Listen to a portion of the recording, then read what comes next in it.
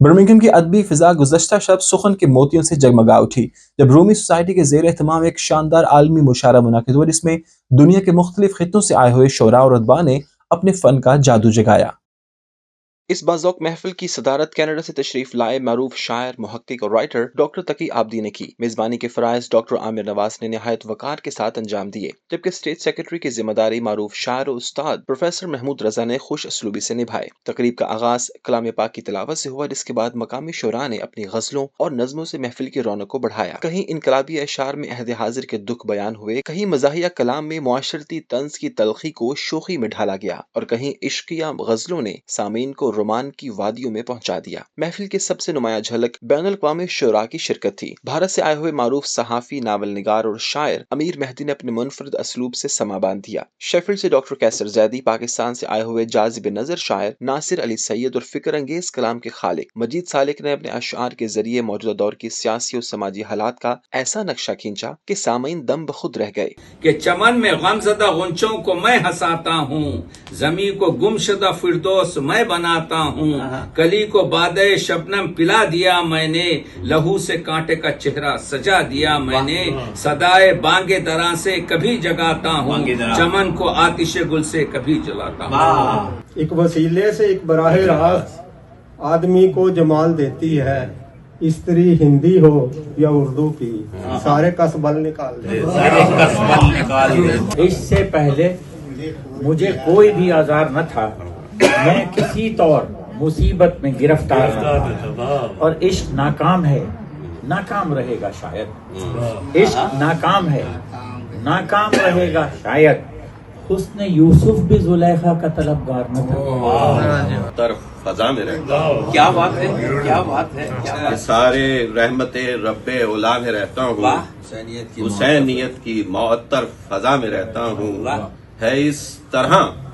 میری سانسوں میں الفت شبیر، ہے اس طرح میری سانسوں میں الفت شبیر کہ میں کہیں بھی رہوں کربلا میں رہتا ہوں۔ ہر آن تیری خاک پہ انسان کی ہے توہین، پی پی کے لہو کیوں نہیں ہوتی تیری تسکین، پی پی کے لہو کیوں نہیں ہوتی تیری تسکین، اے ارض فلسطین، اے ارض فلسطین۔ شرکاء نے اس عالمی معاشرے کو محض ایک ادبی تقریب نہیں بلکہ تہذیبی اور فکری ہم آہنگی کی علامت قرار دیتے ہوئے رومی سوسائٹی کی کاوش کو زبردست خراج تحسین پیش کیا۔ محفل کے اختتام پر یہ تاثر نمایاں تھا کہ سخن کی یہ شب روشنی دیر تک یاد رکھی جائے گی۔ اردو گہوارے کو چاہیے کہ دیکھے کہ اردو کی نئی بستیوں میں جو عمدہ کام ہو رہے ہیں، یہ صرف ذوق اور شوق اور اپنی دلی آپ کے جو ہمت ہے اس کے پیش نظر یہ کام کر رہے ہیں۔ تو دیکھنا یہ ہے کہ کیا اس سطح کے جلسات، مشاعرات اور شعری نشستیں دوسری جگہوں پر ہو رہی ہیں؟ نہیں ہو رہی ہیں۔ ہم بالکل طریقے سے بتا رہے ہیں، صرف 4 شعر گا لینے سے مشاعرہ ہو سکتا ہے، لیکن شعر کے پورے مزاج پر گفتگو کرنے کے لیے تو یہاں پر پڑھے لکھے لوگ، ادب شناس، سماج کے آپ کے مہم کارکن، ابھی جن کا میں نے نام لیا کہ ہمارے کاظمی صاحب صبح سے ہماری زحمتوں میں پوری طریقے سے کیا کہتے ہیں برداشت کر رہے ہیں ہم کو، اور ہم صرف دعا دے سکتے ہیں، لیکن یہ ہے کہ اردو کو پوری دنیا کی فضاؤں میں بکھیر رہے ہیں۔ یہ آج کی جو تقریب تھی ڈاکٹر تقی آبدی صاحب کے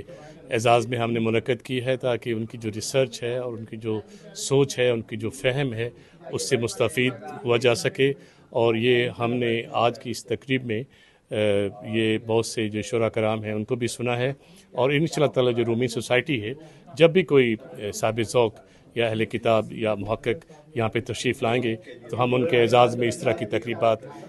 मुनक्कद करते रहेंगे और उनसे मुस्तफ़ीद होते रहेंगे। मैं ये समझता हूँ कि जो रूमी सोसाइटी की पूरी टीम है, डॉक्टर आमिर रज़ा साहब हैं, डॉक्टर आमिर नवाज़ साहब हैं, महमूद रज़ा साहब हैं,